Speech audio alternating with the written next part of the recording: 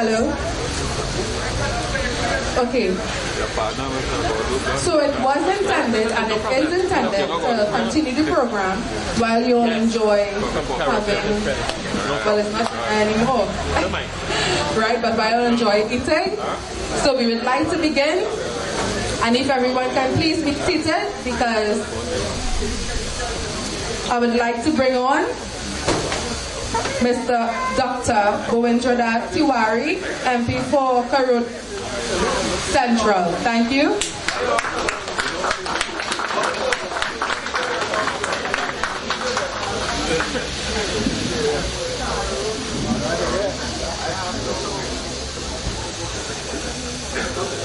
Let me just correct what I just said. Karuni Central. Thank you.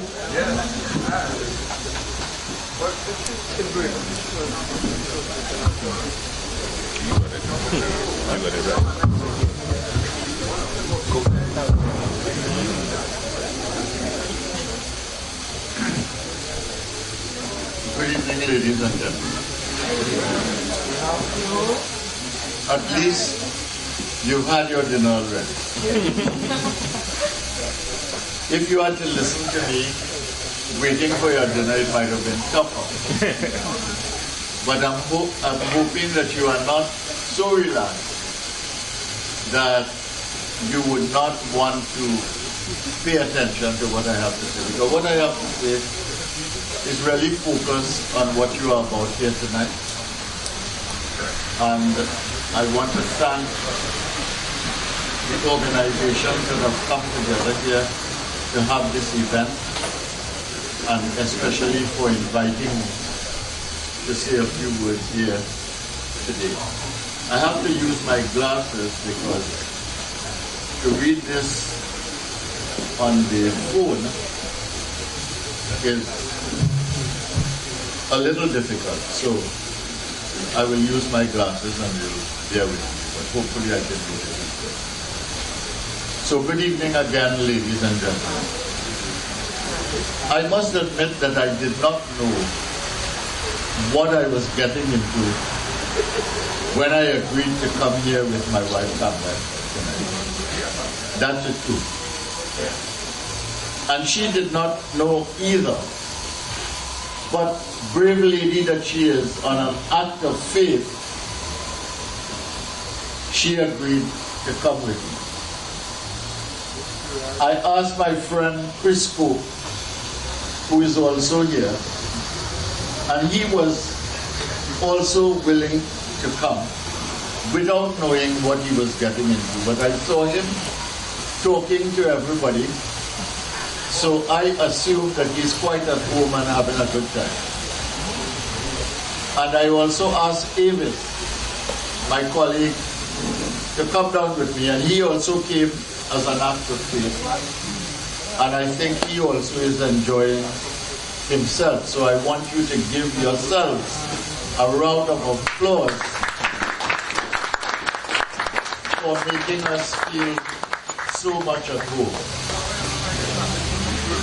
So I want to admit that my agreeing to come here tonight was also an act of faith. I put my faith in Samuel Bernard, ladies and gentlemen. I figured that if both my wife and I taught at San Fernando Government Secondary, and Samuel Bernard was a student there when we were there, he must have learned something. And whatever he was seeking to do would be informed by good intention. While Samuel was the persuader, because he spoke to me a couple of times on the phone, Afia Bernard, his daughter, was the charmer. So you might say I put my faith in both of them. I also put my faith in a good idea. The idea of forming an entrepreneurial cooperative and the concept of entrepreneurs working together. We need entrepreneurs in Trinidad and Tobago. We need inventors and innovators.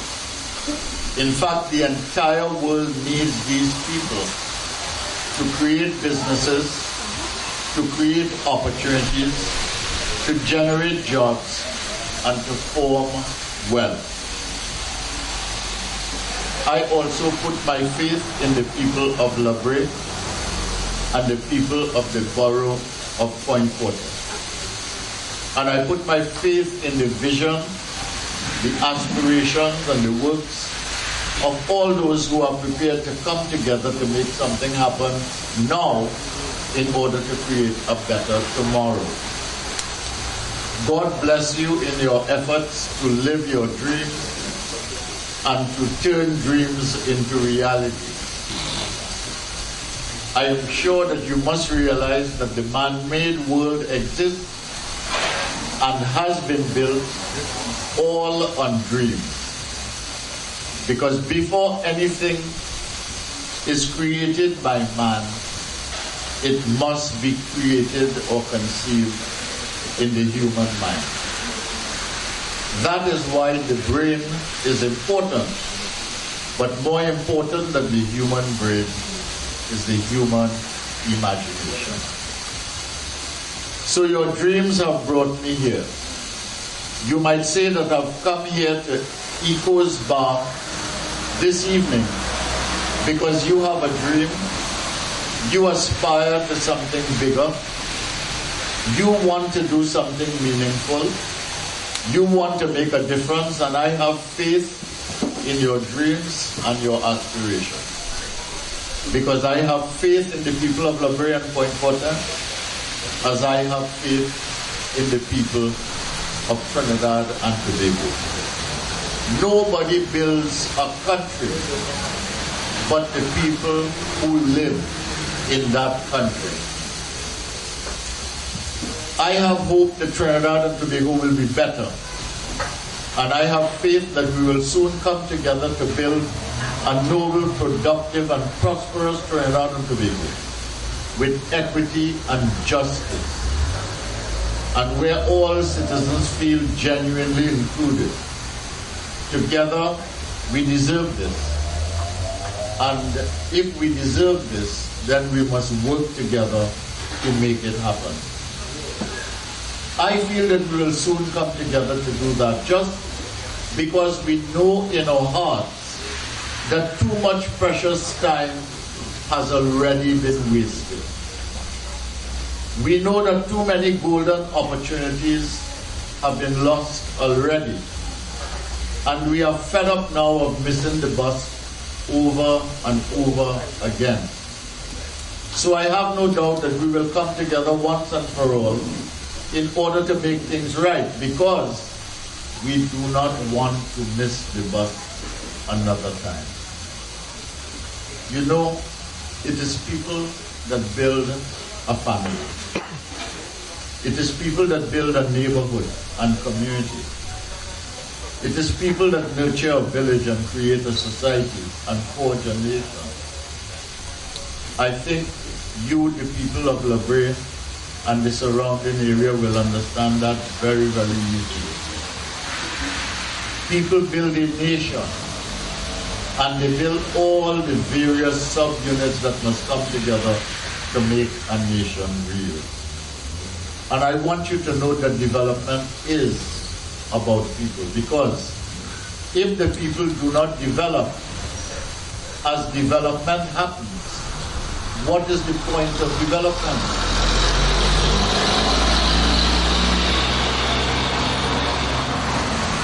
What would you be developing exactly if the people are not developing with development? I think it's a more serious question than we sometimes think of it. It is a very serious question. If people build a nation and development is about people, how important do you think entrepreneurs are in development and nation building? What do entrepreneurs do? Well, entrepreneurs make things, they produce things, they do things, or they make things happen. It is by doing these things that they make money and create wealth.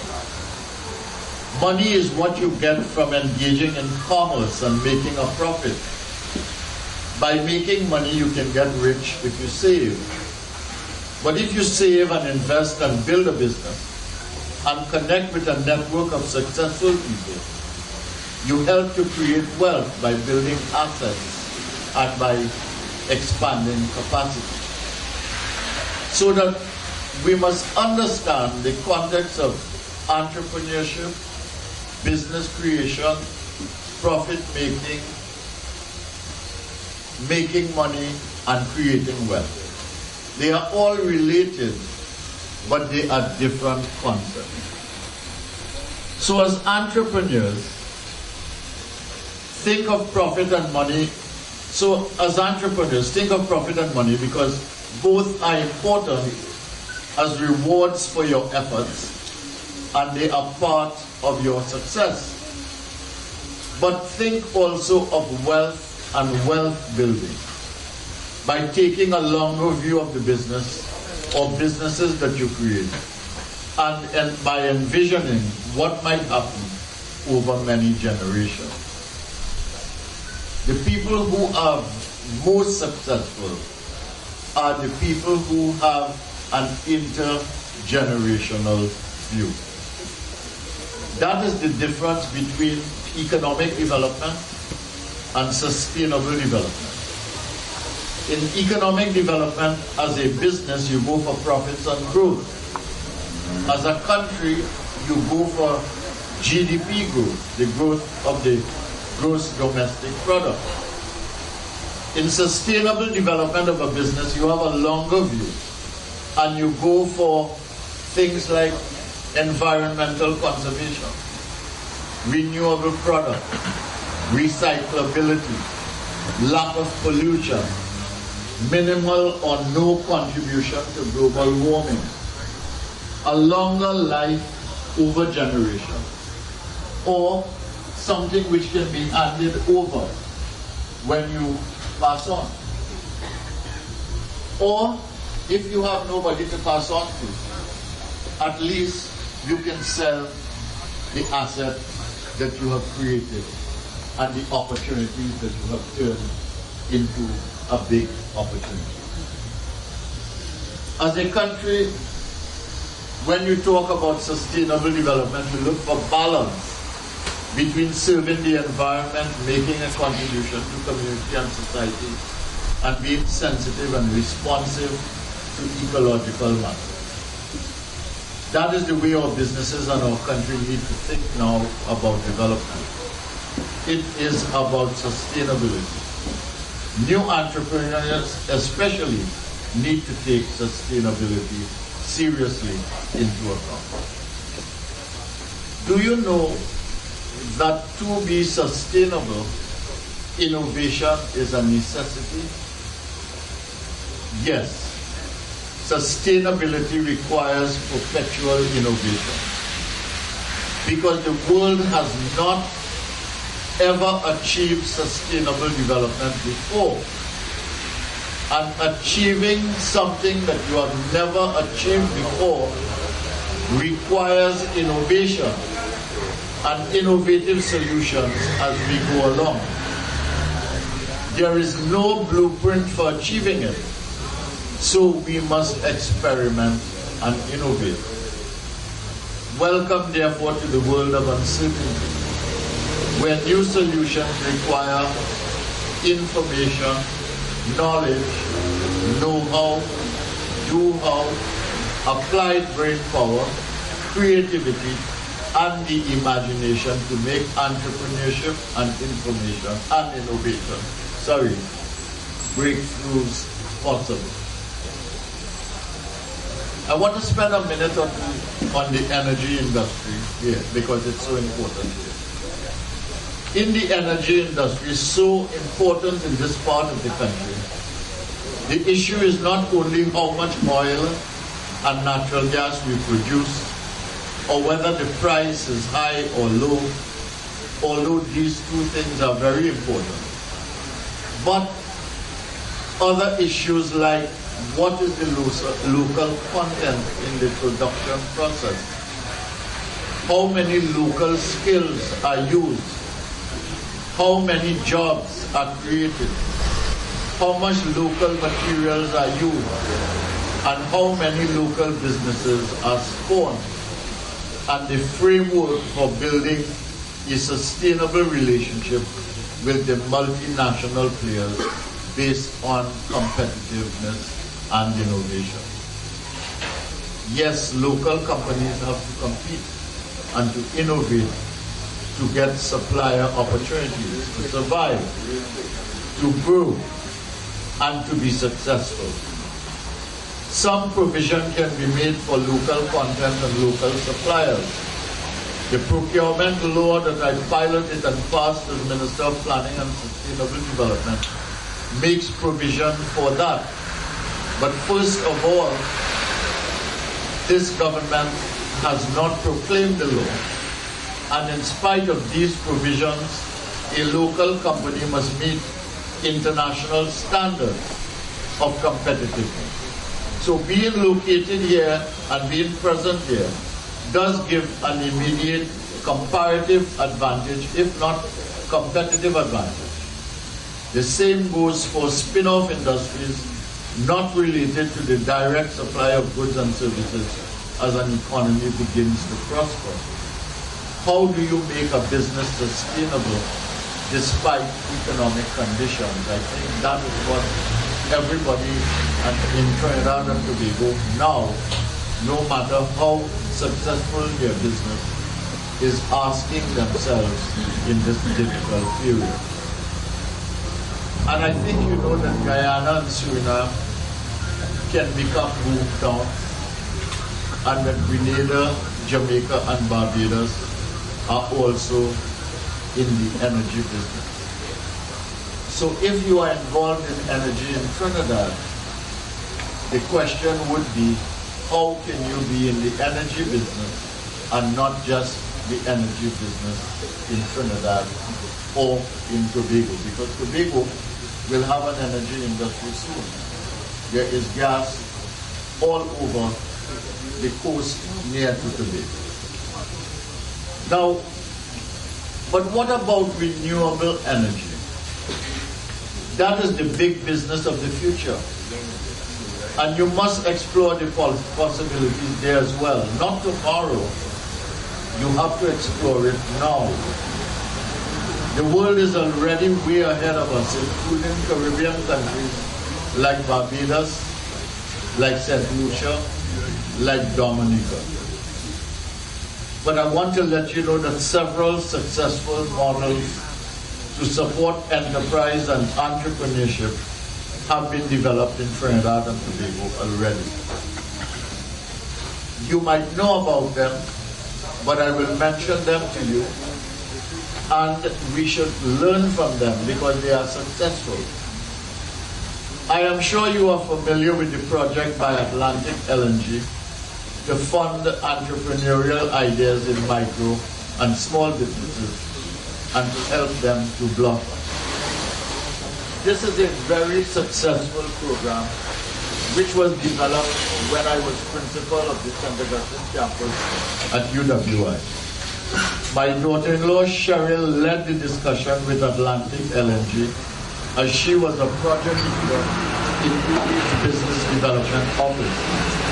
The consultant was the very able economist Roger Hussein, and they designed a project that Atlantic LNG liked, and Atlantic launched the project and the program, and scores of successful business projects have been spawned as viable businesses from that financing. Thousands of micro and small business entrepreneurs have been nourished by the MyPet program.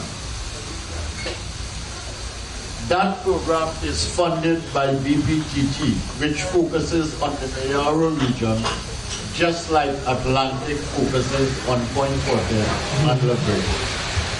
The research work for that project was done in the 1990s when I was head of the then IOB, now Arthur Lovejoy Global School of Business. The research work was done by about a dozen students from UWI under the supervision of the same Dr. Roger Hussain and myself.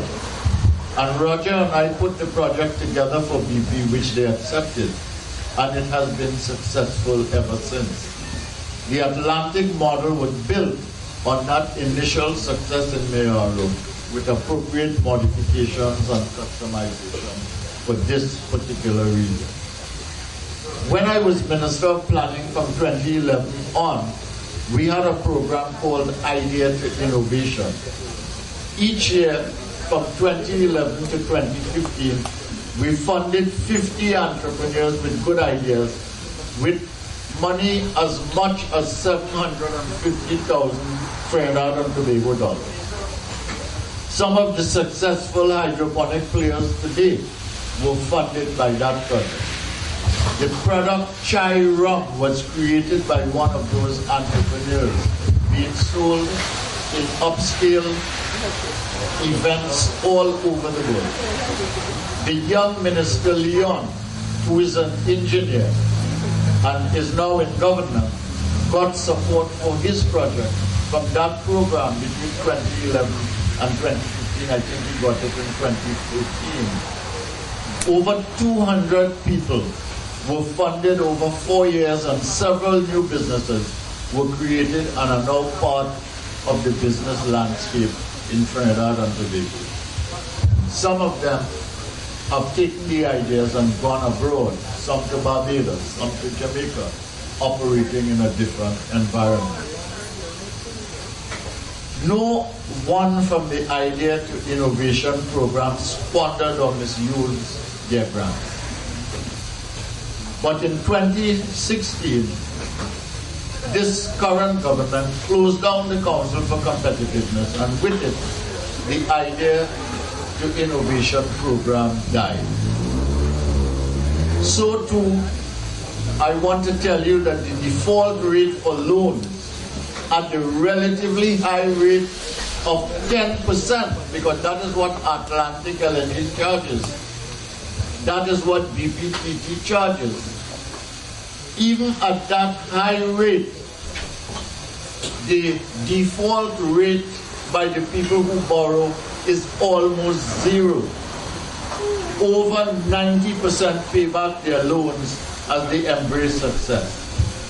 So we can do things, we can make things happen, we can be successful, we can succeed. Ladies and gentlemen, brothers and sisters, there are 600 communities in Trinidad and Tobago. There are 14 regional corporations in Trinidad and Tobago, and the House of Assembly in Tobago. There are 41 constituencies across the land. Each one of these need to be developed because all have people in them, because each citizen wants a sustainable life, opportunities, and choices. Local government is perpetually underfunded. We work with the Canadian government to create the Local Economic Development Program, or LED program, and that some of that continues. Our thinking was and is that while the country needs macroeconomic strategies and initiatives, you also need micro strategies for communities to develop economically and socially, and regional strategies so that regions can plan and develop in alignment with macro-national strategies. That is why we had the Southwest Peninsula from Cedros to San Fernando, taken in La Brea and Point Fortin, and a host of communities designed as a growth pool. That is why we established an economic zone as one element of the growth pool in Point Fortin, and that is going on now. That is why we had the highway project, the coastal zone erosion project, so that local and regional initiatives can support macro national development, so that development can take place from above as well as below. I want to congratulate you on your initiative because it's a local initiative, it's a regional initiative. And development cannot take place from the top alone. It has to take place from the bottom as well, and they connect in the middle. As you move the big projects in alignment with the small projects, and the small projects in alignment with the big, and the people are the beneficiaries. And if you have an economic system with more inclusion, in which people help themselves to become better, and to do better, and to earn wealth, and to make money, then that is good for a country. Because at the end of the day, the government gets businesses, they get jobs, they get taxes, and it is good for everybody. I want to thank you for inviting me here. I have no hesitation to come.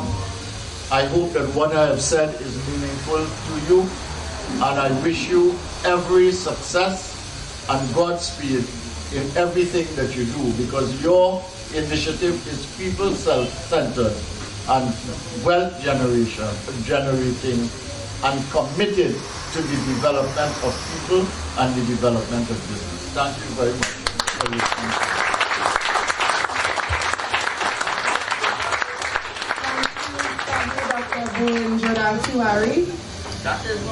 I would like to now bring on Professor Clyde Phillip, educator at UE. Thank you.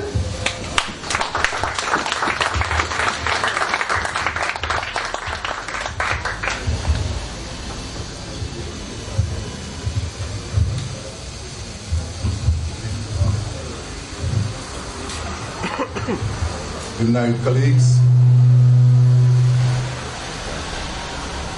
I looked at my agenda here and I saw that I was probably the fifth speaker on the agenda. And I fear, permit me to perhaps change the topic which was asked that I speak on. In fact, Mr. Bernard Sr. has asked me to speak on a particular topic. And within the last 24 hours, that was changed, and it was even augmented in the last half an hour when I stood in the back there, looking on to see if my party would have arrived. It did not, because of some challenges on the highway, because of, yes, some high winds and all of these things. And it reminds me, if I speak from the engineering perspective, there's a guy called Murphy. Murphy is that guy in engineering, you know, when things have to go wrong, it will go wrong. But we as engineers, we solve it. Let me congratulate the previous speaker and my colleague, Dr. Tiwari, for his contributions.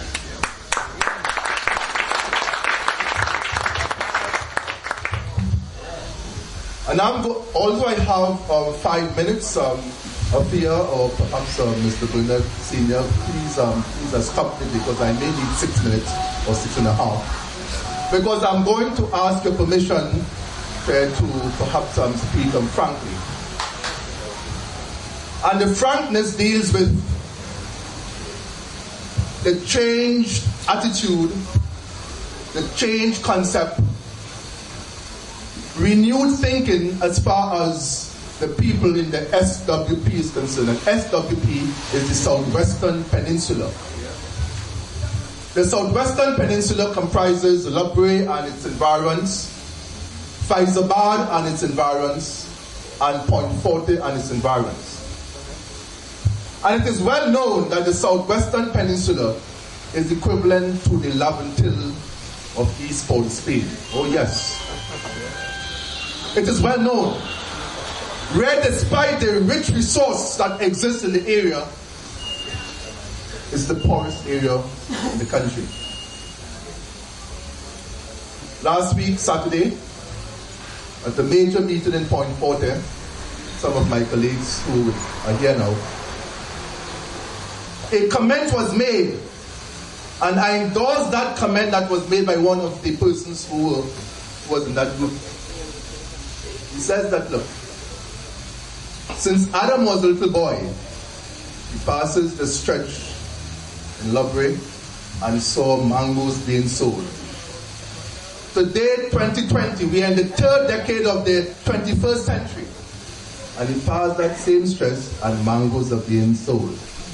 He asked the question, did anybody think about opening a mango factory and marketing to the world, Labregian, Have anybody thought about going into agribusiness? Because Labrador is the mango. And being involved, as my colleague said, entrepreneurship and enterprise activity, and market something coming out from Labrador. No, no, no. There are two countries in the world now. One is just about half an hour away down south, called Guyana. The other one is, of course, the Atlantic, called Mozambique. As I speak to you now, last 24 hours, at a virtual meeting, both countries, they are now looking at a resource that exists in Labrador. Oh yes, that's our pitch lake. Because as you well know, Guyana and Mozambique, in the next 2 or 3 years, will be the wealthiest nations. Well, Guyana as far as the Western world is concerned, and Mozambique as far as the Southern African continent is concerned, because of its oil and gas deposits. Both countries are bordered by other countries. In Guyana's case, it's bordered by Venezuela, Brazil, and Suriname. In Mozambique's case, it's bordered by South Africa, Botswana, and Zimbabwe. These borders are being opened up because of the unprecedented oil wealth. The roads are in terrible condition, and substantive inflows will be put towards road paving, road building, and all of these things. Where is the asphalt going to come from? Are we in a position to position ourselves? What are we doing in the southwestern peninsula to begin to harness and harvest this tremendous opportunity as far as, again, entrepreneurship and enterprise activities? You see, colleagues, there are some activities, there are some projects, there are some clearly defined LHF. LHF is low-hanging fruits that exist out there. And it is our intention to work closely with the community of Labrador, with the community of Fortin, with the community of Faizabad, the SWP, to actually make this happen. This has nothing to do with any politics. This has nothing to do with who is in power or who is in opposition and all of this nonsense. It has to do with you. You have the power to really cause change in this community. Dr. Tiwari, in his opening remark, he made a statement, and I actually complimented, that he believes in Samuel.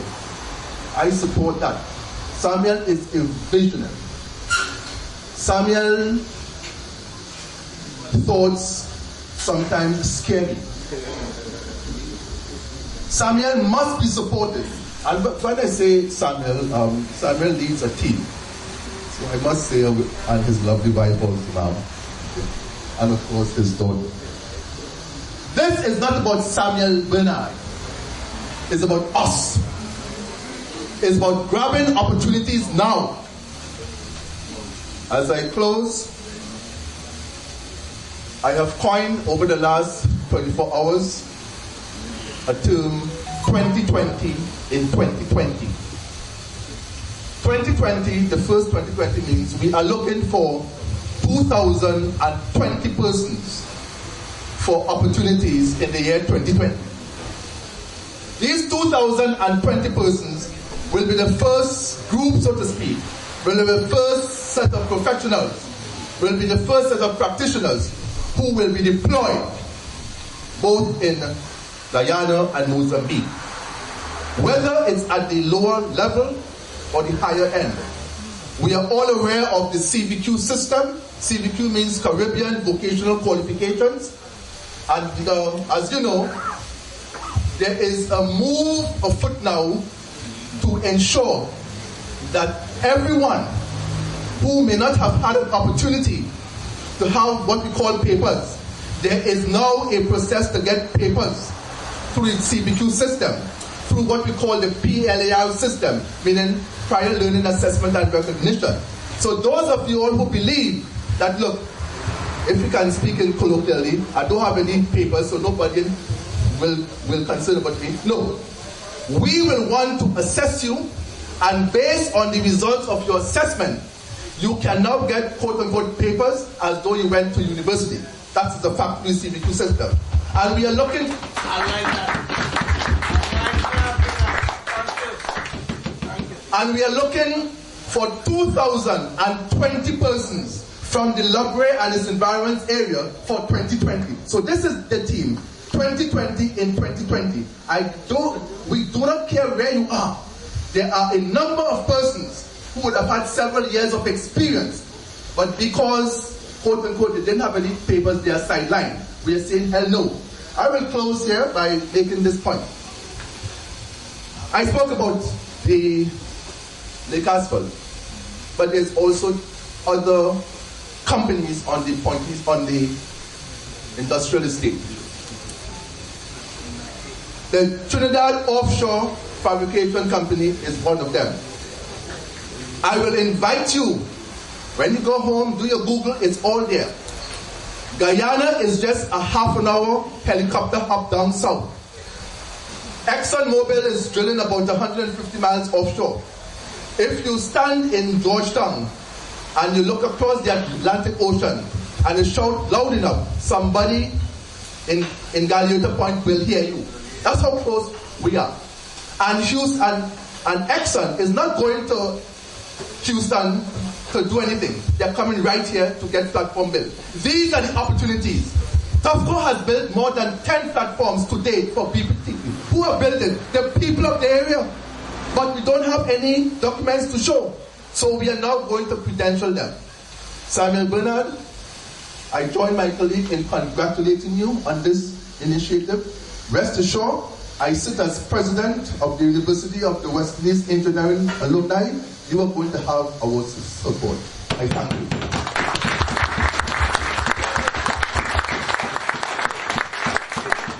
Professor Clyde Phillips. I would like to bring on stage Dr. Wayne Charles Sovereign, educator at UE. Thank you.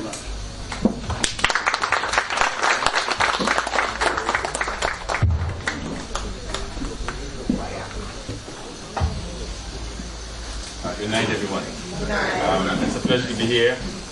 And following on the theme of our two previous speakers, first I'd like to congratulate Samuel for convening such a session. I think it is more than past the time that we should be addressing these concerns. Our first speaker, Dr. Tiwari, you might remember my face. I was also at school, Form 6, from Naparima. Samuel, I was trying to remember, maybe he was a little bit down a bit, so maybe I might have missed it. But nevertheless, great stuff. I mean, Samuel and I spoke for 4 hours, and he said, Samuel, brilliant stuff. Brilliant. And so, to add to what Dr. Barry said, Samuel is in the process of actually trying to bring people together. So we are talking about government from the top, people from below. It's the only way to go. Entrepreneurship is, we have it at school and we try to teach it and so on. And we come from different angles. So people do best with what they have. Professor Philip just spoke about the fact that a lot of people have experience, a lot of people have worked, but they don't have the papers. And so there's a big challenge for us to fill that gap. We are in the business of helping people to help themselves by providing them with that piece of paper that they need, that credential that they need to go out there and make their mark. Borough, Fortin, excellent people, great skills. You walk around, you speak to them, We recognize that people have been doing this for 30 years, 40 years, LNG plants, this, that, and the other. However, in downtimes, when we have a cyclical boom bust, what do people do? And so the reference to those guys selling the mangoes and so on, how can we scale up the entrepreneurship? How can we make them more enterprising? How can we empower them? And this is what we're talking about. How do we empower the communities? And both speakers pointed to how we can do it. Samuel has documented everything that we need to do. And so my contribution here is to say that if we begin to really network, the power of networking is the key to everything. It's all here. The question is, do we have the conversations going that people can begin to understand that unless we share and network and so scale up everything that we're doing, instead of just selling, as you were saying, one mangoes or whatever you're selling on the stretch, it makes a big difference. And so we will have the enterprise that we're looking for. So tonight, my friends, what I want to suggest is that this conversation that we've started tonight, that we should continue this in a very meaningful way, linking all those skills and the enterprises. Because what is happening now in the world of work, the future world of work, is changing rapidly. And what Prof said is very, very important. That all the employers are going to be saying to us, you must have the accreditation, or you must have the certification, not just of participation anymore, that is gone. It is talking about competence, skills, expertise. And we have it, but we may not have the paper to show it. And so we are in the business of providing that training, providing that pre-training. And we talked about TOEFL. We talked about just down the road here at the port. These are the things that are coming to a job near you. You need to go out there and get that piece of paper. So the POP and the PLA are very, very important. And sometimes we have overlooked these things. And I think it is to our credit that UV is stepping up to the plate and helping people to get those pieces of paper that they need to show that they are people too, and they can make their contribution. So in closing, I will want to endorse what was said previously, and to get us to understand that we are at a very critical juncture, and so we need to really take this seriously. Samuel has provided a place for us to have this conversation. And so we need to move beyond the talk now to action. Right? This is a call to arms. It's a call to action. This is what we need now. Seriously, you need to be looking at our communities. You're starting in Borough, starting in Fortin, Hyderabad, and so on. But we're really going all over Trinidad because this is a national campaign. People have skills and they need to be credentialed so that they can actually go out there and make their contribution to what Professor Tiwari talked about, national development. So it starts with empowering the communities and then scaling up. So on that note, I want to thank you for giving me this opportunity to share with you so that we can all work together for the national development. Thank you.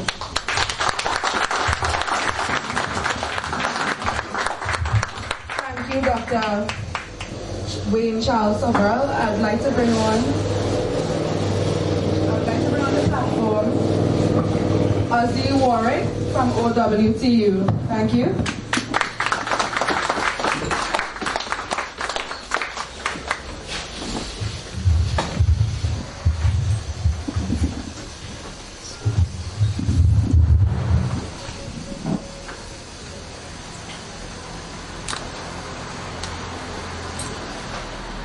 Our very hard-working chair, Afia Bernard. negotiator. I almost didn't come, and she negotiated and negotiated, so the union would be happy to have you. Mr. Samuel Bernard, visionary leader from this community. Dr. Bodradat Tiwari, MP for Karani Central, and the speakers before me, and I believe some others to come. Brothers and sisters, ladies and gentlemen, comrades all, good evening. Good evening. Good evening. And I think it is a good evening because the dinner was good. You all disagree with that? Let us give the chefs a round of applause. And just to say, champion chef, they won some competition about a few weeks ago, and they are former petri train workers. Let us give them a round of applause. I really wish to congratulate the organizers of this very important event. The Society of the Ventures and Investment Program, members of the Borough of Fortin and Environs Entrepreneurial Cooperative Society Limited. You see, it must never be understated the importance of recognition. This is why I did what I did earlier. The importance of showing appreciation for the vision and work of our people. Our people must never lose the opportunity to recognize success and to recognize the success builders. If we do not pay special recognition, then we cannot build a culture of success. I want tonight to take special note of the fact that this initiative, your initiative, along with another one which I will talk about in a little bit, is happening in 2020 on the 50th anniversary of the 1970 Black Power Revolution. I wonder how many people notice that. You see, I actually tend to be a materialist. But some may say that the coalescence of these ideas in this particular moment in time cannot be simple coincidence. Some may even argue it is divine fulfillment. You see, the spirit that drove those leaders in 1970 and the activists to challenge the status quo of inequality and inequity, that spirit never died. But the last 50 years, it spent that time on a journey of discovery and self-realization. They, building on the vision and work of the previous revolutionary and visionary leaders like Ura Butler, laid for us a path to build a different society, to the one that is based on exploitation and the exclusion of ordinary people and the exclusion of some communities like Point Fortin and Labyrinth. Visionary leadership means a commitment to build a different society with collective values that all of us can rally around. Values such as respect. We live in a society where there is too much disrespect. And one major disrespect was a disrespect shown to thousands of workers who had contributed billions of dollars to this country. Workers coming from right in this part of the country. Values like integrity. Well, honesty and excellence. Ladies and gentlemen, brothers and sisters, comrades, I want to go even further, I'm going further and I'm going deeper tonight. We must confront the nature of our society. Because it is the nature of our society results in some of the issues that we heard raised by the speakers here tonight. And what is the nature of our society if we are to be honest? You see, we cannot begin to create a change in culture without understanding the nature of that society.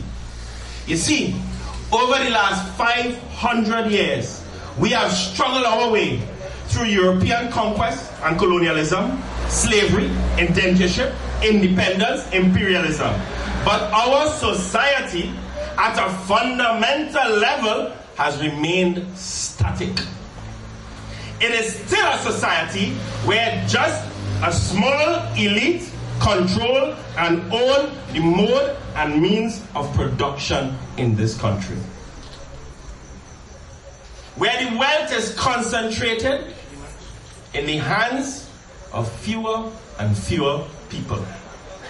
Our society has remained structured to further perpetuate unequal relations of power and entrench the status quo. And that must change if we are to truly find liberty. In my view, tonight is a celebration of a group of visionary leaders willing to challenge the status quo. One of our great thinkers, Lloyd Best, rhetorically asked, how can a culture escape from itself? But there is an answer, so it's not rhetorical. It can do so by leaders who have a vision, will, and belief to challenge the status quo and break down the barriers that seek to keep the society stuck in an ever-static, unequal power structure. I would like to add that visionary leadership means revolutionary leadership. It means taking bold and courageous steps when others would hesitate or when others would not have that foresight. Revolutionary leadership, which is completely committed and dedicated to improving the quality of life of all our people, not some people who live in Port of Spain and the West. I remember the words of a great revolutionary thinker, C.L.R. James, when he wrote, to establish his own identity, Caliban, after 3 centuries, must himself pioneer into regions Caesar never knew. And when I listened to the earlier comment, and I thank the professor for making some of his declarations, I say here tonight that we are Caliban. We in Point Fortin and La Brea have established our identity, and we will pioneer into regions Caesar never knew. We must have, leading us, we must have leaders who believe in people-focused development and a people-centered society. The idea of entrepreneurial cooperative society gives us an opportunity and a glimpse into what a new society can actually look like. Cooperatives can become the new driving force of a new social economy. I repeat it. Cooperatives can become the new driving force of a social economy. We have an opportunity, brothers and sisters, an opportunity with this initiative to shift from the capital economy, where the market determines how we live and how we die, to the social economy, where we the people determine how we live and how we die. That abstract market should never be the mechanism to determine our quality of life. We the people in La Brea and Point must be the ones to determine our quality of life. Your initiative of combining entrepreneurship with the principles of cooperatives challenges, it does. It challenges the accepted notion that there can only be one economic model. It reminds me so much of the decision of the Oilfield Workers Trade Union to take up the unprecedented challenge and shatter the old colonial model of labor simply being the hewers of wood and the drawers of water, and took up the challenge and opportunity for a workers' institution, a workers' organization, to own the means of production with the successful acquisition of the refinery. That is what it is about.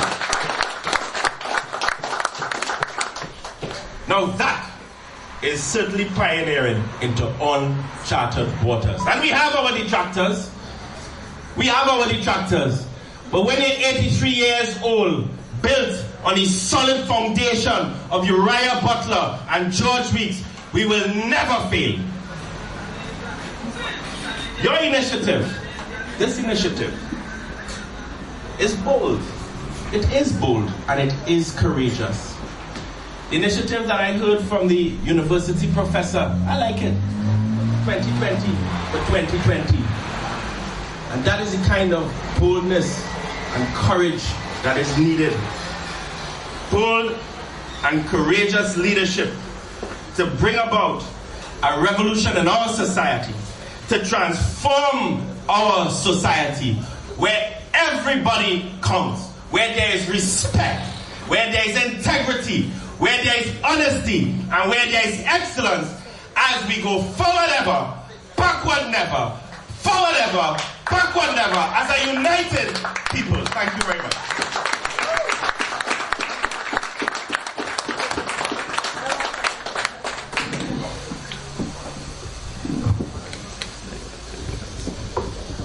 Lastly, but not the least, I would like to welcome Mr. William Guadalupe, Cooperative Movement, on the platform. Thank you.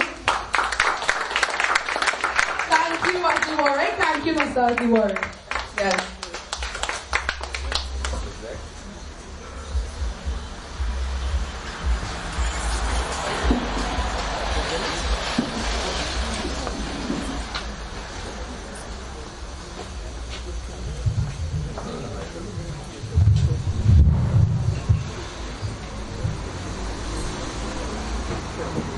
Good night, Dr. Motuari, and other special invited guests, and you, ladies and gentlemen of the Borough and Environs. This is for me a very good opportunity to carry on something like this. No better way to do it than tonight, having heard especially the first speaker and the last speaker. Now especially all the other speakers were very good, but it was very good to hear Dr. Travari, the way he started, and particularly to hear the last speaker, the way he echoed some of the things I remember hearing from Uriah Butler himself. I was wondering whether Uriah Butler was not reincarnated. I am particularly happy tonight to be here. And I made a special effort to be here. As a matter of fact, it's a controversial position I'm in, because tonight is the award ceremony for the 70th anniversary of my credit union, and I'm supposed to be a recipient of an award. But when Mr. Samuel Bernard spoke to me some time ago about this initiative, I was so impressed that I think that it would be remiss of me not to be here with this particular issue. And I'm glad I came, because the cadre of speakers that we have here tonight is enough. It's a pity we didn't have more people to hear what they have to say. But I'm satisfied, knowing Mr. Bernard to what he was and his daughter, Afia, they'll be able to get these ideas all together and to be able to channel them out. Because this is a launching pad from which great things can happen. But always remember, things cannot happen by themselves. We have to make them happen. So there is a beginning, and the question of a continuity for the development. Now I am a cooperative person, heart and soul. I gave up law studies and a number of other things to concentrate on developing ordinary people in the environment. I was, some of you who know me well, although at least I'm a backbencher type, I was a national coach for over 15 years, and we were able to produce two outstanding cricketers from Borough. one for the West Indies. And we were able to break through the grip that Queen's Park had on Trinidad cricket, so that only people from the north and people who came through Queen's Park were able to play with Trinidad. And I must take some credit there. I was able to, with the help of a very good social-minded person, Clive Fortin, who assisted me in this little trick, and I'm revealing this for the first time in public. I'm writing a book as well called The Success Against All Odds. And this is one of the things that will be mentioned in the book. So you'll get a little piece of that chapter free. The other thing you will have to pay for later. When we found that we had enough talent in the country area and that we had very little opportunity to develop it or to promote it, Clive Fortin, God bless his soul, although his brother was the Archbishop, I think he had a lot of archbishopry in his soul, in his mind as well, because he connived with me to take one of the more talented youngsters from the country, make arrangements for him to live in Borough, Spain.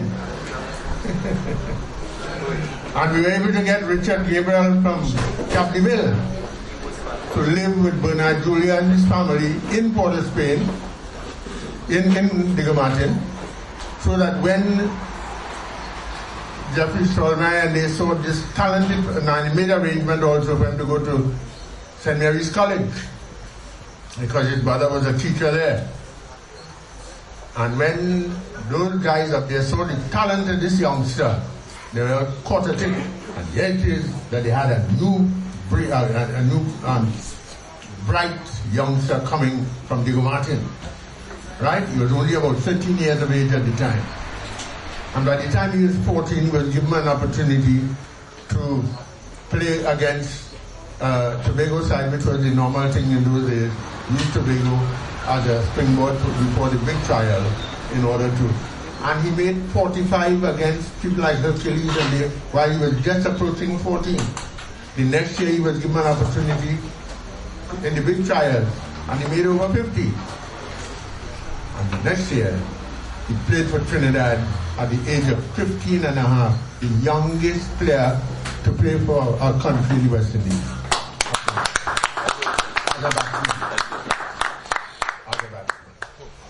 Now, I allowed them to play him for North the first year, because I knew if he had declared his hand as sunk, he might have had some problem. So they played him for North, and he did reasonably well in the trials in North. And so got picked for the Tobago trials, he did well there also. And the rest is history. He made 69 on his debut, and if he wasn't a little short, he would have made 100. But he was trying to make all the shots, and I told him, play the shots that you can play best, and leave out the rest, and later on things will happen. But he was going so well for her, and he decided to cut against an off break, and Caleb Laurent from the islands got him out at 69. But a fella at 15 playing against first-class players and making 69, that's like 100.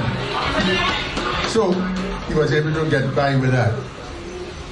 The point I'm trying to make here is that if we have the mind, if we have the will, if we have the determination, if we can perceive things that we need to do, and we can work hard enough for them, we can succeed. That Richard Gabriel's story was a story of innovation, of strategies, and everything that opened the gate. And after Richard Gabriel, we ended up with Gus Logie from Sobo, David Set from Lebre, Wilfred McLeod from La Romaine, David Williams from Pinal, and the floodgate is open. And so now Trinidad team is picked from all over Trinidad and Tobago, and not only from Fortin and Environs. So I'm saying all this because good things start in the brain.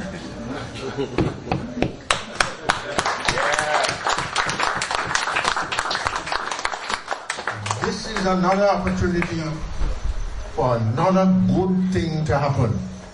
Can you imagine when Mr. Bernard told me about the entrepreneurship thing? At first it wasn't going to be a cooperative, but we talked about it enough, and then we eventually came up with the idea of cooperative. Can you imagine entrepreneurs coming together, bringing their various ideas together, and working on the principles that cooperatives were formed in order to do something in Trinidad? And let me tell you something. The environment for cooperative, we have it right on the doorstep. Cooperatives thrive best when the economy is bad. And brothers, don't feel that I'm bad. There are a lot of us, when we have Carnival and Christmas, we forget. But the economy is not good.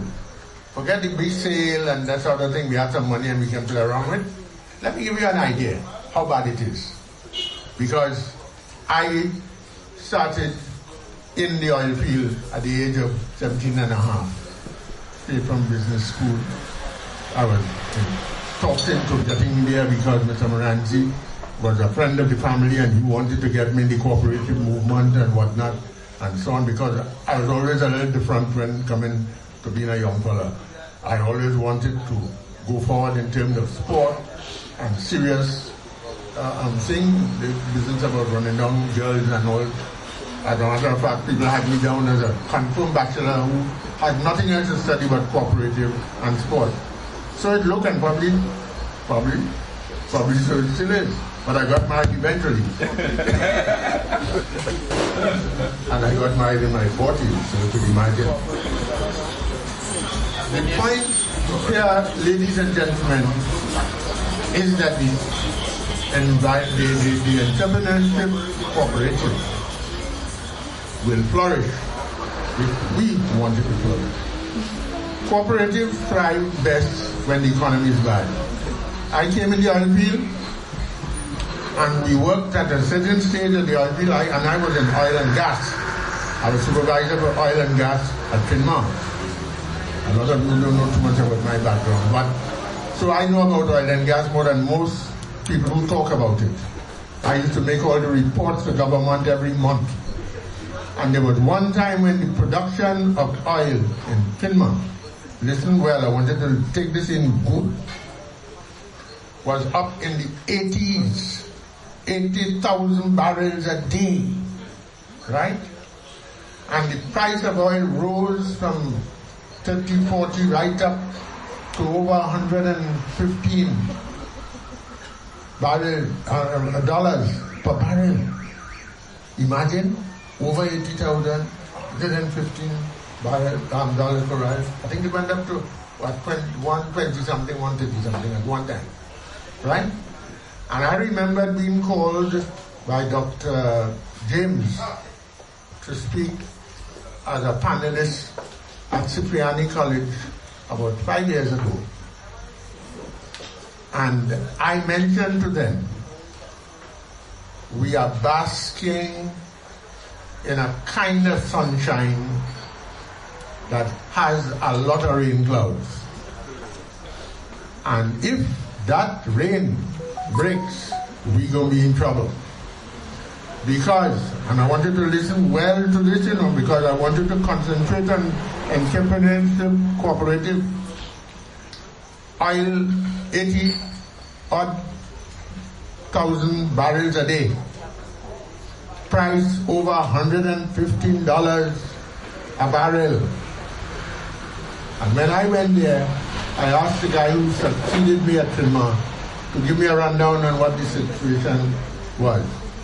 What it was? Oil was $110 a barrel, and volume of oil was 22,000 barrels a day. So we were still basking in the sunshine of the price.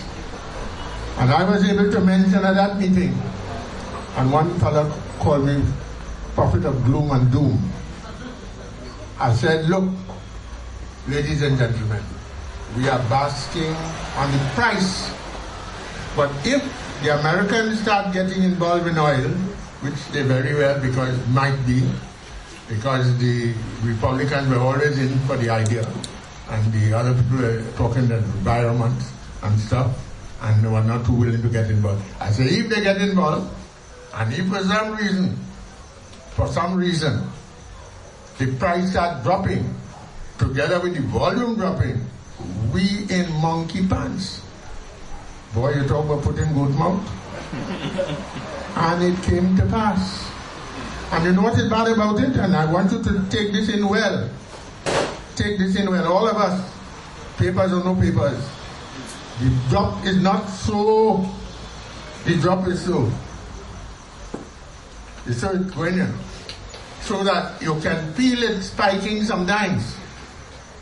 But it's spiking and dropping. It's not going down like that. And you know why? We're selling gas, and we don't have too much gas wells of the magnitude for producing high gas. So the gas that is producing wells is being sold as well. Take it in.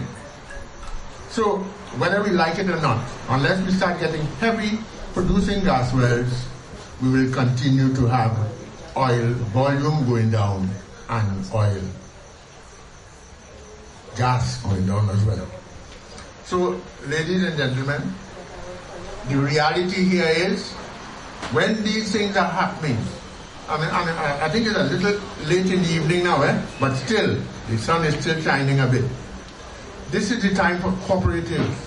Someone, the previous speaker, mentioned it, and I felt very glad when I heard it.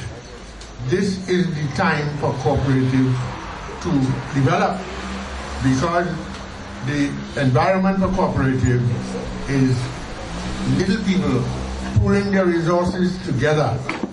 Pooling your resources, because you're not millionaires and you're not billionaires, and you're not going to have the wherewithal for big investment. So what you will have is the opportunity to take the little and build a capital on the basis of it, because that credit union, for instance, there are people with $10,000, $15,000, some with $100,000, some with just a few $100s, but they all come up to millions of dollars. Give you a good example of my own credit union. When I took over the treasurership, it was $25,000 for the whole membership of 91. Today, we have 15,000 members, and we have over $275 million. It is a combination of the amount of small investment and medium size that would make the capital. But you have to work together. And from that togetherness, you can make service, so that we have an opportunity to get those entrepreneurs together, get the people with ideas together. And even though you're not even an entrepreneur, but you're thinking in terms of developing, get in with them.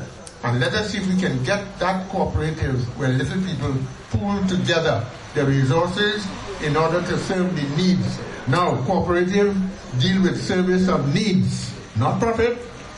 The truth for cooperative is not for profit, not for charity, but for service.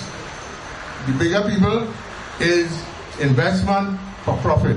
That's the difference. Both dealing with people and money, but one is for service and one is for profit.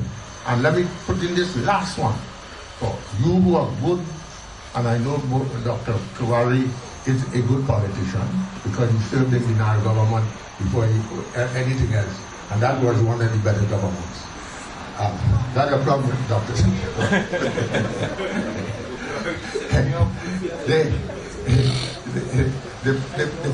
The point here is that we have an opportunity to use whatever we heard here tonight to concretize and to set a base for development that will be able to save Trinidad and Tobago. I thank you.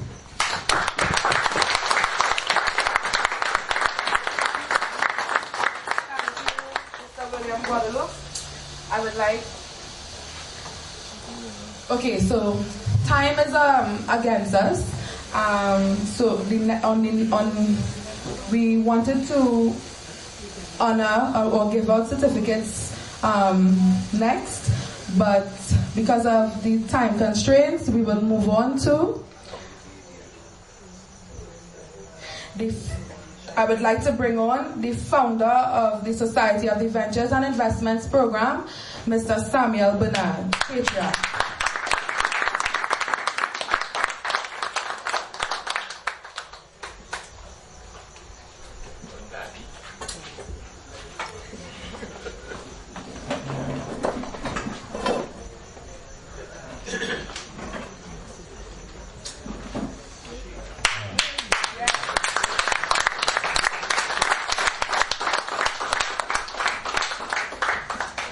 Good night, everyone. Good night. And good night to the people of Library, the Borough of Point Fortin and Environs, an area that I love. I'd like to identify my mentor, Dr. Tiwari, who was my teacher in school, literature teacher. Those of you who see me write know that my penmanship is well good. So thank you, Doc.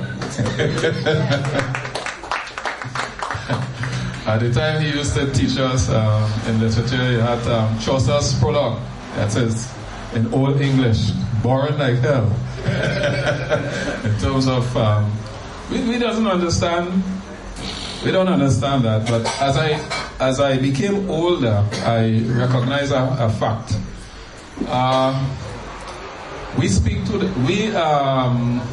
In Trinidad, we communicate in two different languages. We communicate in the spoken language, which is more dialect, and the written language, which is more standard English. And that is why you find a lot of problems with people translating what's in their head into writing. They really, truly have to be translating what they say in terms of another language, in terms of what they write.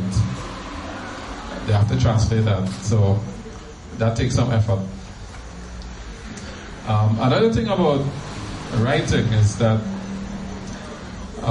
when you write, you have to think about what you want to say, because essentially you are putting a message to be received a little later, many a times when you're not there to explain the details. So if you put enough thought in your writing, it can last for a long time. So what you will notice is this: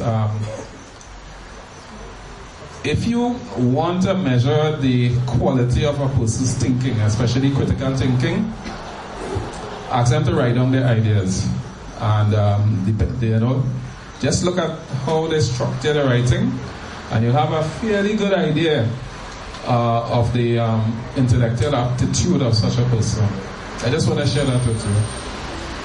Okay. Now, in 1989, or the late 90s, I remember myself and my wife used to pray to help people. And I had a mentor, was John Mitcham from Point Fortin.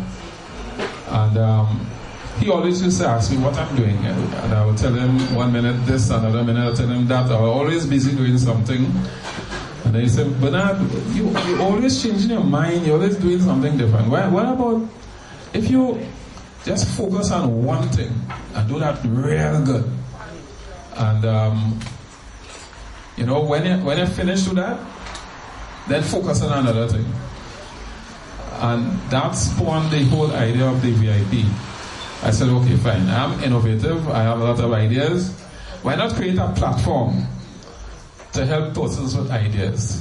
If I specialize in that one thing, then instead of me trying to create a lot of ideas, what I can do is tap into the ideas of the community.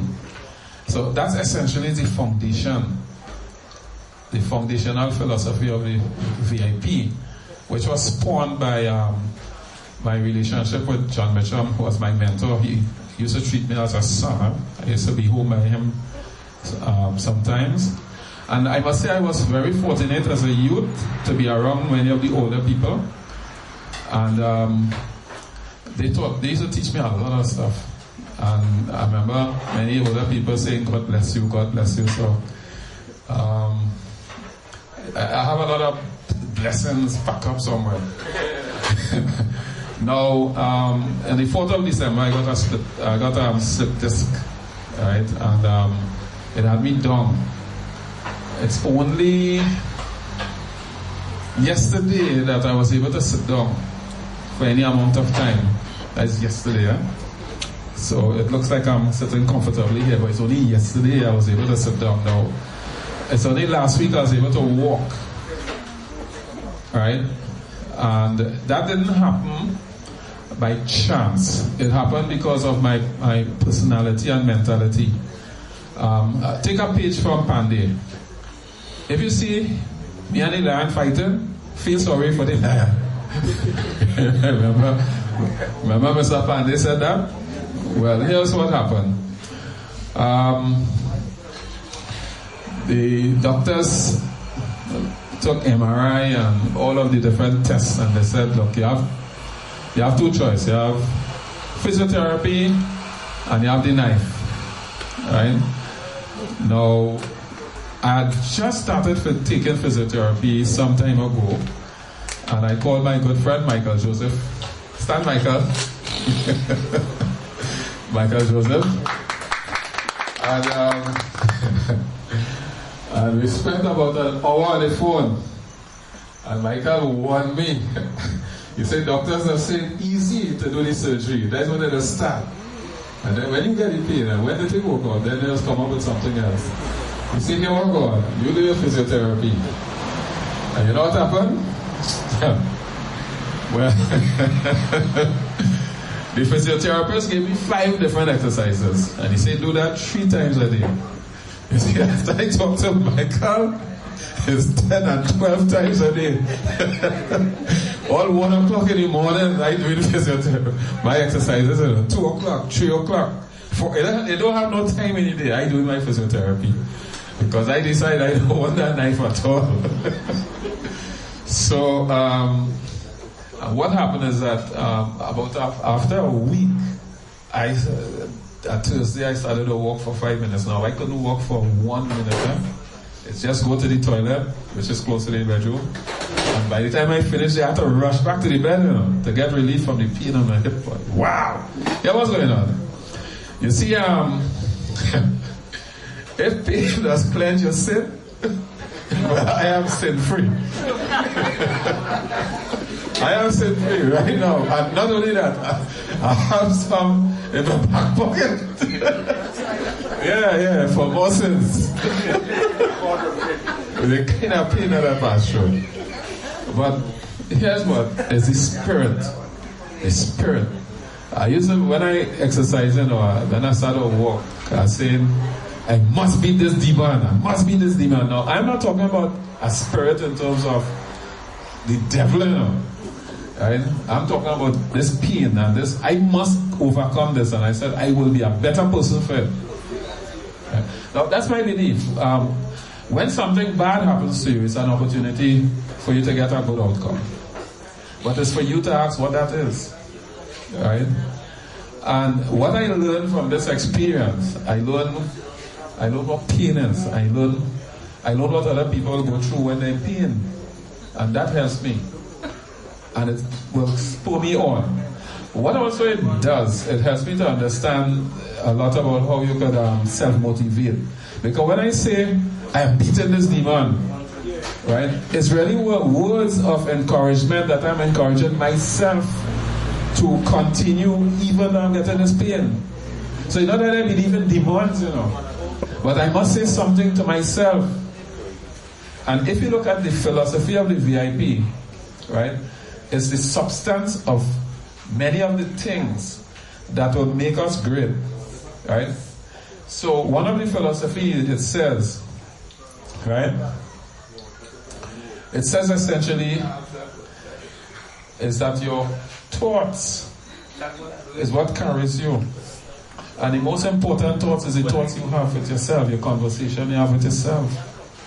And so therefore I had to have this conversation with myself in order to recover. Because I promised myself, and I was intended, I said I will have to be here today. If you saw me last week in bed, you would never believe that I would be here today. I said, I have to be here today, and I have to be standing. I have to be able to sit. So that determination. Now, what all of that is about, these are the things we need to teach our children.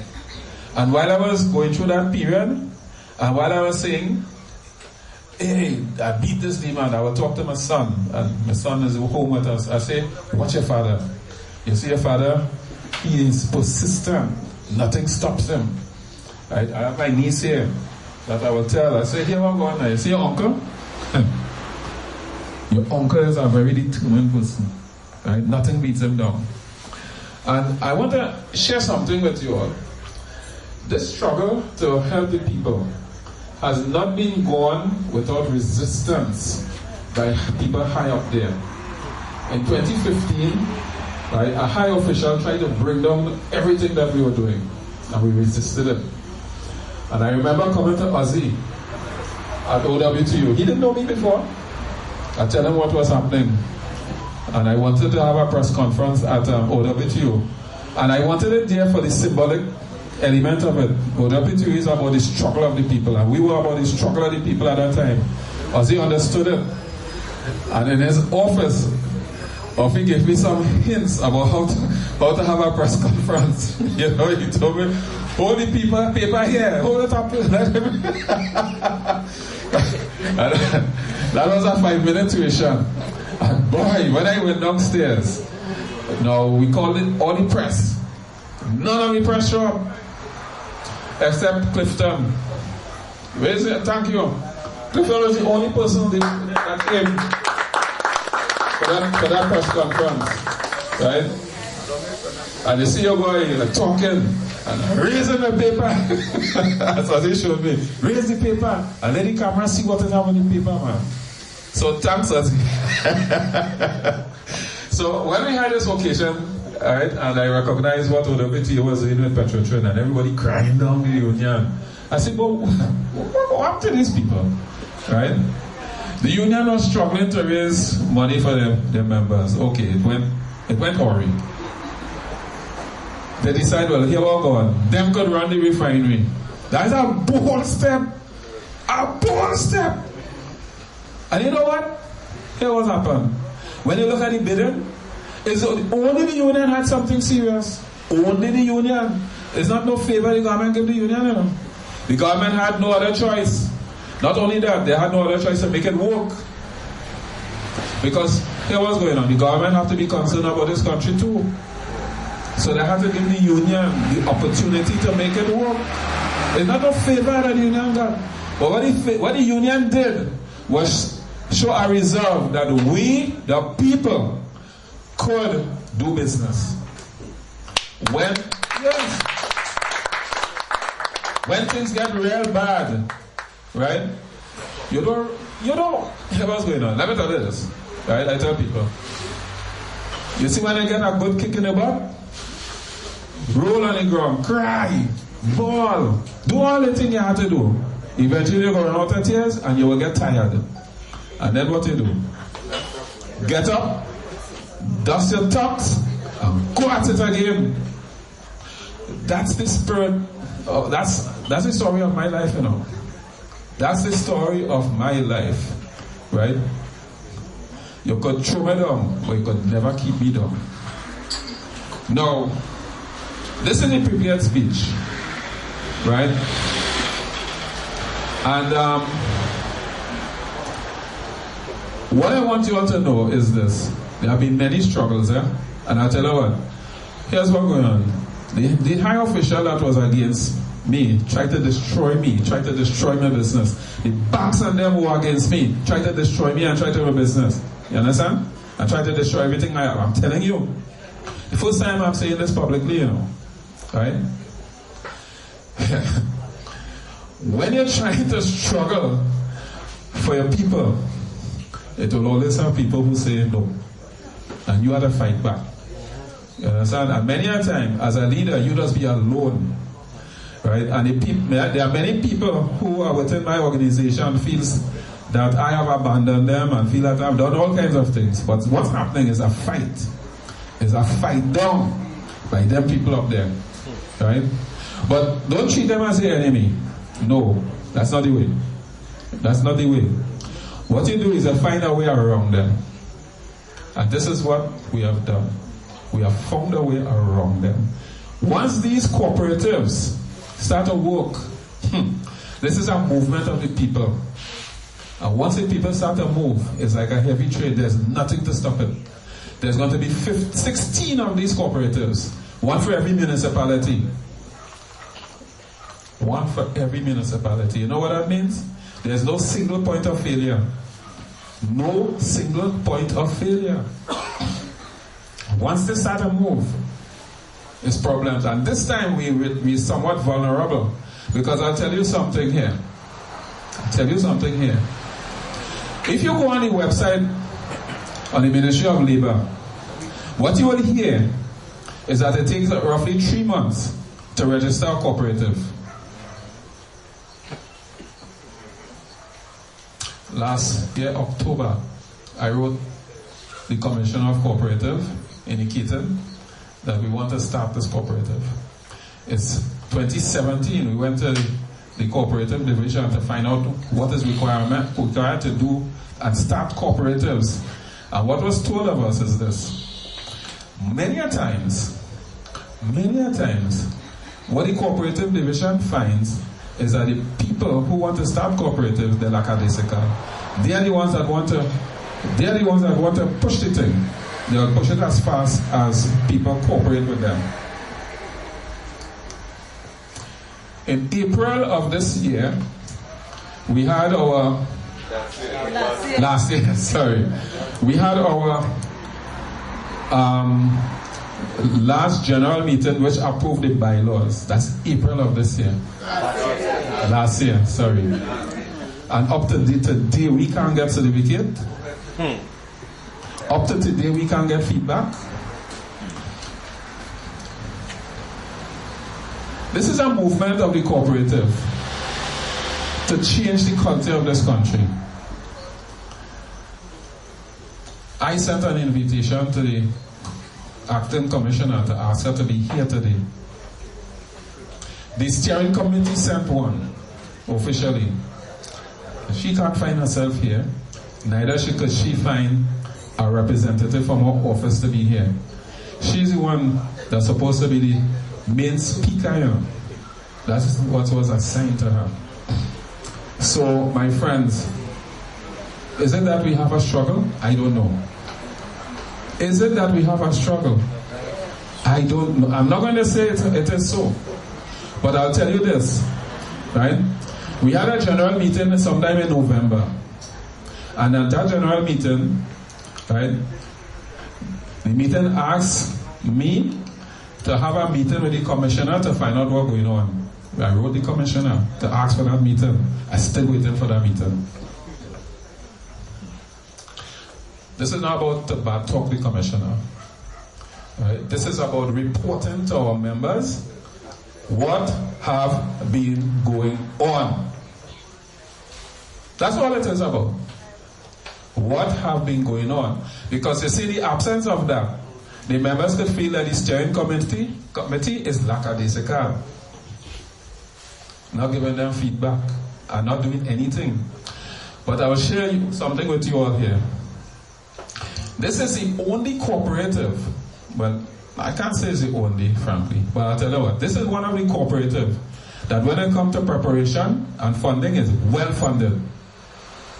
You all have brochures, high quality brochures.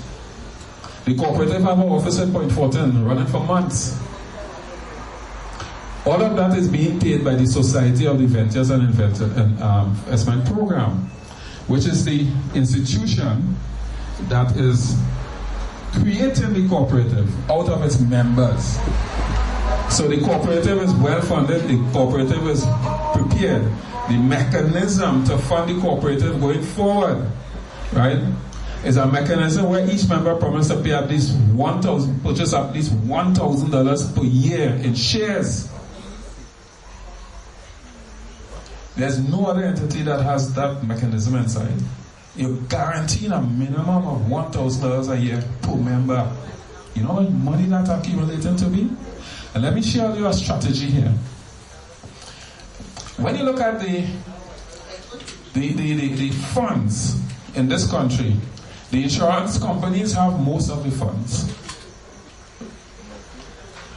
After that is the finance companies, and way down below that is the cooperative movement.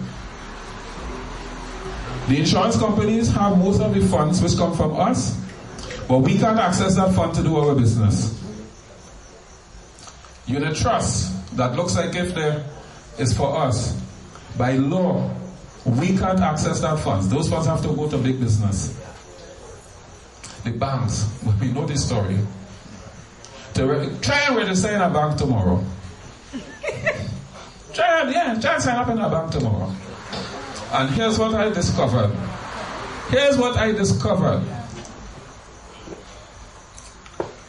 A bank will kick you out anytime. And that's the law. So the strategy that the gentleman had when he attacked me publicly was a strategy that he was hoping that the bank would kick me out. Which some did. That's to tell you how dangerous. That's a high level. That's a very high level of malice, you know. A very high level of malice. You all don't know that. Now, a cooperative cannot kick you out. Just so. But a bank could do that. So, save your money in a cooperative. Because you could use it for your community. And let's get a cooperative bank also.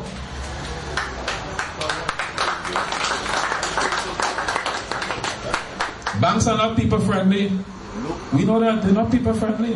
They would lend away all your money in your bank. Long term, they used to encourage you to save by giving you interest. Now they're charging you for everything. So, my friends, the cooperative movement is the movement for the little people. And entrepreneurial cooperative is to train our young people. But not just train them into entrepreneurship, but give them a vision. A vision whereby when they put their money in the cooperative, what they're doing is using a system to transition the intergenerational wealth to their grandchildren. It's their grandchildren. So it's called the long view. The persons who are successful not because they are bright, not because they're smart, not because they're lucky. It's for those who have the long view and who are persistent over the long term. And these cooperatives have all those elements and more built in within it. So you have a 10-year savings plan, that's the long term. You have many ways to save. So you're saving the cooperative. Then the cooperative teaches you to have your business. When you have your business, that's a saving too. Your cooperative is one business. Then your business, it teaches you have other people buy shares in your business and you're diluting the risk there. Then you buy shares in your other member's business. You're diluting the risk there. So what happens now? If your business fails, then you have another business which is in everybody else's business. So you don't have a single point of failure. If any of your interest in all them other people's business, like one of those people's business fail, you still have business. You don't have a single point of failure. If the cooperative fail, you still have your business and you're still in other people's business. You don't have a single point of failure. The problem that people have when they fall into distress with their money is because they put all their money in one place and they have a single point of failure. All of these things and more is what a cooperative will teach you. But what is even better than that, you don't have to learn it. The system is there and you do it automatically. Because that is how life is. Life is a system of automation. And what we have done in the VIP is create something called social automation. You don't need to know all of the technologies, you don't need to know all of the intricacies. Just be part of the flow. So if you're in the right river, you'll end up in the right ocean. It's as simple as that, because all rivers run to a particular point. So find the right river and end up in the right place. You understand? And if you associate with the right people, then you have access to their resources. That's called networking, as somebody said. Right? We have social network science in this system. You don't need to know anything about social network science. Right? You all have a document called the Family Tree Affiliate Program.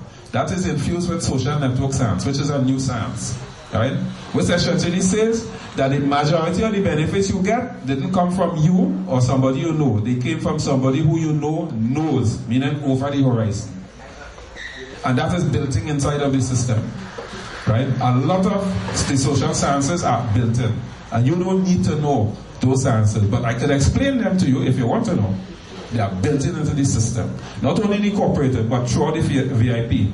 So now, after giving that long introduction, I'll get into something here which actually tells you more about what the VIP is about. The VIP is about helping individuals to achieve success, health, wealth, and happiness. 4 things. That's called self-actualization, Maslow's law. Maslow's theory of needs. Theory of needs. Self-actualization. Success, health, wealth, and happiness. Peace of mind. That's what everybody wants. And what the VIP is about is helping you to achieve that as an individual. But to do so, you have to work with the community to make the community conducive to giving you that. But when you start to work with the community, you realize you have to also work with the country and get the country set up. And then you realize you have to work with the whole world to solve the problem. So to solve the problem of one person, you have to solve the problem of the world. Now if you could solve the problem of the world, then you now could move towards diversifying the economy. And all of what we do is related to health and wellness. Success, health, wealth, and happiness are components of health and wellness. And therefore, if we have the solution to the world, then we could now export wellness through our intellect. We can now market intellectual capital, which is much better than the normal capital of land. Intellectual capital, the wealth that is in our minds. We could export that and create a new economy, which we call a medical and wellness economy. So that's how we reach to the idea of transforming this country economy into a medical and wellness economy by training persons to become entrepreneurs through the cooperatives, of which there will be one in every municipality, and linking them with the diaspora abroad who have business intelligence. You know, you used to say have the brain drain. They have business intelligence abroad of what's going on. Link them. And through linking them, they can now invest in opportunities in the medical and wellness field abroad and then repatriate wealth to this country. Of course, you need to change some laws so that the country become more attractive for storing wealth.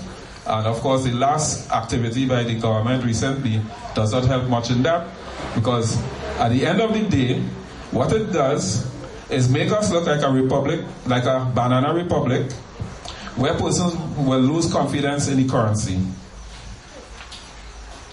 Now that's an unintended consequence that happens. Now, what I've just shown you is a model. It's a model that we use right now. The state builds relationships with entities abroad and monies made abroad, and the state get piece of the action, bring it back to Trinidad and Tobago, and distribute it through their capital and social programs, and then we quickly take it and send it back abroad through price map. And some businessmen tap into that line and fill it up, and they say, hey, we are great businessmen. Not a single piece of innovation. Buy and sell. And more. No single piece of innovation. It's the government making all the money and just translating it back into the country. Now, that model has been successful for us. And what we are doing is creating swarms of entrepreneurs who will reach out there in the world, generate funds, just as it is happening with other people, and some of the money come back to Trinidad. Now, the current model has a single point of failure. When the government stops getting money, all of us poor. Right? That's a single point of failure. But if you have swarms of entrepreneurs coming together and interacting with the world, you don't have a single point of failure. So this is a key element in risk management. And you'll see it coming important as I read this document here when it comes to risk management. And by the way, in life, everything you do have risk. And your whole survival is based on your competence with risk management. Because as I tell my grandson, danger is lurking all around you every time. And if you are not aware, you're going to get some kick in the butt. You must be aware. By the way, the philosophy of the VIP, the first one, it says, be aware and be action oriented. So let me get into this prepared speech. There are essentially three topical areas. One is the VIP as a platform to create a culture of success. The other one is use culture to produce the people you want. And the third one is how to use culture as a tool to deliver learning, knowledge, and life skills.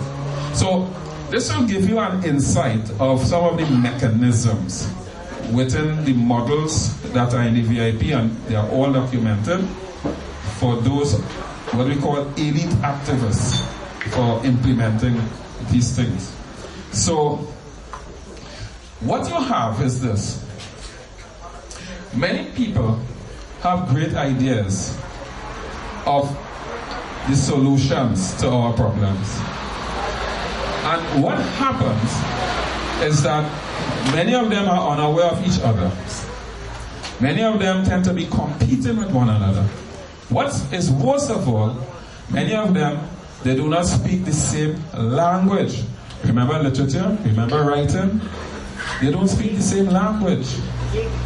So if you have people who don't speak the same language, or they don't have the same system, that's anarchy. That's anarchy. What they do will not work because they just have piece of the solution. So, my friends, in these modern times, there exist many serious problems in our society that are unique to these times. No one person or entity has all the solutions. But as a society, within all of us, including within our communities and our institutions, we possess separate pieces of the solution. Therefore, what we urgently need is a place, a platform, to unpack these pieces of solution, to examine each and to knit them together into a whole cloth that becomes our life. The VIP is that place, that neutral platform for you and me and our communities and our institutions to come together and assemble into a whole cloth the solutions to our problems. Use culture to produce the people you want. We constantly complain about the behavior of our people, especially the youths. Have we ever come together to determine the type of people we want to produce? No nation produces goods and services. Nations produce people, and it is the people who produces the goods and services. What produces people? By far, it is their culture. Therefore, if you want to produce the right kind of people, you must first determine the characteristics of those people, such as pragmatic, critical thinkers, leaders, innovators, and entrepreneurs who are intellectually and morally honest. That is key. Then configure your institutions to produce those people, and you will produce people who can survive in any world environment. They will be the preferred provider of labor, goods and services to the world. Elaborate? Remember that. How to use culture as a tool to deliver learning, knowledge, and life skills. 1. Create useful pedagogies to use as cultural artifacts which delivers life skills. Some examples are business, the ability to discern and evaluate and utilize risks. The arts, the ability to discern and evaluate and utilize reality. Agriculture, the ability to discern, evaluate and utilize relationships to sustain life. Sports, the ability to discern, evaluate and utilize strategy. Design, the ability to discern, evaluate and utilize knowledge. Statistics, the ability to discern, evaluate and utilize patterns and trends. Philosophy, the ability to discern, evaluate and utilize questions. By the way, my friends, the quality of your results depends on the quality of your questions, and the quality of the answers to those questions, and the quality of your actions behind those answers. But it starts with the quality of your questions. And this is where philosophy shines, because it helps you formulate the appropriate question. Now, I didn't say the right question. I'm talking about the appropriate question. Now, what I've just identified here are a list of elements in which the VIP will assign the task of competent people to distill the pedagogies from these elements, and once they are distilled, to pass it on to the children as they are living through these experiences. That is called culture. Culture is the way we live, and therefore you want to use culture as a teaching aid. So once you distill these pedagogies and you impart them onto the children as they live, not in a classroom, you will start developing something called critical thinking skills. Critical thinking skills is not learned in a classroom. Critical thinking skills is the result of hard experience in Hard Knocks University. Hard Knocks University is a school of life. And there's something about Hard Knocks University. Hard Knocks University is free. It pays you handsomely for learning and using its lessons, and charges you exorbitantly for not learning and most of all not using its lessons. The charge that it charges you is in something called opportunity cost. And opportunity cost, you don't ever measure it in books of accounts. How you measure it is in your less than desirable standard of living. That's how opportunity cost strikes you. You get a less than desirable standard of living. And that's the price Hard Knocks University charges you for not learning and using its lessons. So you could learn the lessons, and if you don't use it, it still charges you the same price. So we move on. So, how to use culture as a tool to deliver learning, knowledge and life skills. Use the philosophies of the VIP being adopted in the cooperative. My friends, it is very simple. In life, you start with a philosophy, then a concept, then you look for models. Then from the models, you extract useful elements, and you put those elements together into a system. And as you try to put those elements in a system, you get something called problems. And for every problem that arises, there are opportunities. Many of us are stuck when we start to see the problems. But that's when you have the best opportunities. And after you put them together, what you do now is you get off your tucks and work the system. And you be disciplined. When you design a system, you work the system as designed. The reason why it is designed is because in design gives you parameters, it gives you limits. What is called in engineering tolerances. Don't go over the tolerances. In other words, have the discipline to do the thing you say you will do, which requires intellectual honesty, which is honesty to yourself, and moral honesty, which is honesty with others. So once you design your plan, work the plan. You will see that when you start to work the plan, your plan is impacting upon reality. And reality is really and truly the measure to tell you how good your plan is. And once your plan is not good enough to fit reality's measure, you will get something called problems. That is just an opportunity to conform better to reality by innovation. It's very simple, but simple doesn't mean easy. So we move on. So the cooperative is an institution to change the culture of the nation and its economic well-being into the mecca of the medical and wellness economy of the world. It shall do so by imparting a culture of success in the youths from infants well into adulthood, where they become astute business persons who share with one another, including the diaspora.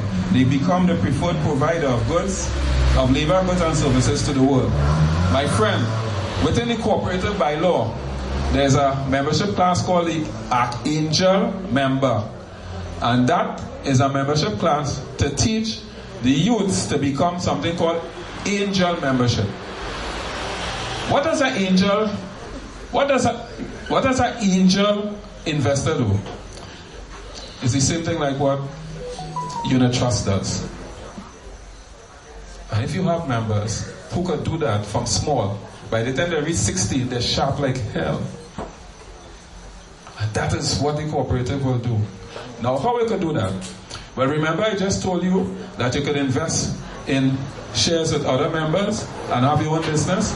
Well, register your children. And just as you start investing in shares, you take a little piece of it and you tell them, look, chuck your money there, chuck your money there, chuck your money. And you all of a sudden become a parent who have a business, and this child growing up in a business, just like any other proprietor. And this child learning to grow into business. It's cultural. They're learning as they live. That's really what it is with the big cooperative. They learn as they live. That's the way to impact culture as a learning tool. So we move on, and we'll close soon. Use the VIP as a platform to come together under one system to develop a culture of success. The VIP is not established to do anything essentially for itself. This VIP is best understood as a tool for those who have difficult or impossible social or economic problems to solve. If you don't have that, you don't need a VIP. But if you have a difficult social or economic problem, whether it's an individual, a community, or institution, then you need the VIP. It's just a platform. It's just a tool that welcomes everybody. Pay attention, and this is important here, because this is about happiness. Pay attention to the cohesiveness, safety, security, welfare, and well-being of participating communities. Focus on youth, women, male underachievement, and retirees. The VIP has structures to make sure and monitor every community who wants to use what we call the infrastructure of the VIP, so that these communities become better communities, happier communities. One of the problems we have in this country is male underachievement. Are there any institutions to deal with that? No. Well, the VIP has structures, has infrastructure to deal with male underachievement. Right? But if you combat male underachievement, you automatically combat crime. No amount of policing will combat crime. You have to beat it at the root. It starts in the home.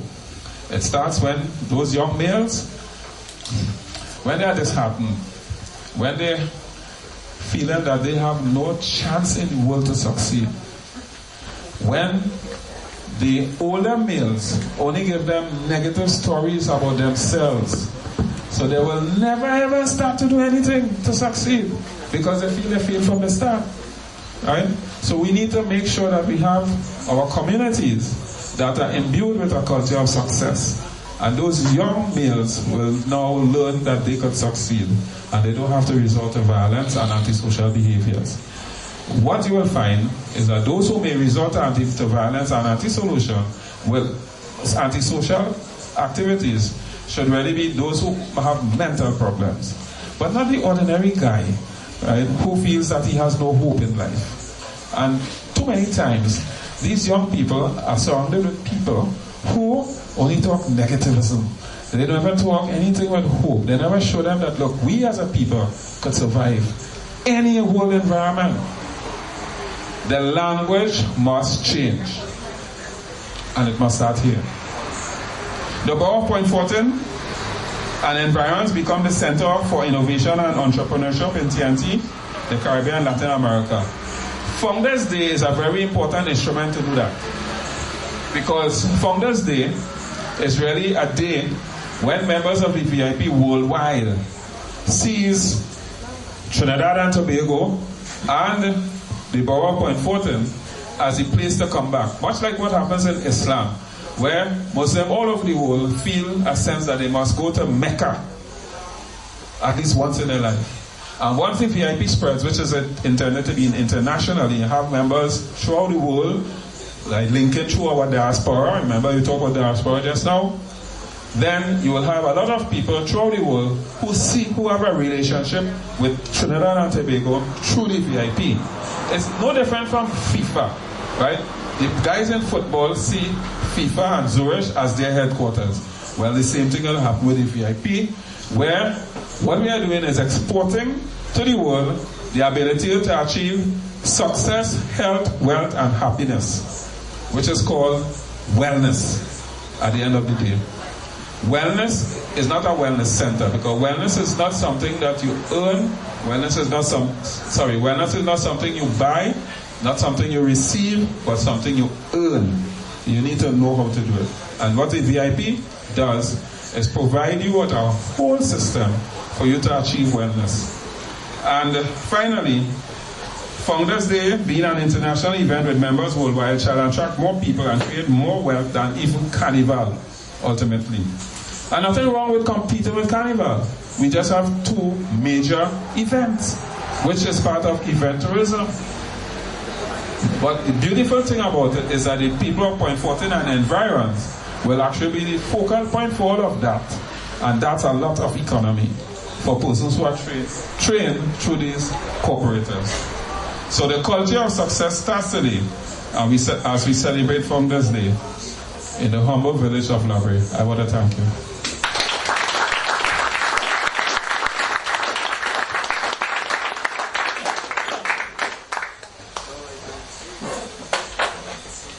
Next, I would like to bring on the platform Miss Rachel Ann Moses. She's about to sing a special song. Thank you.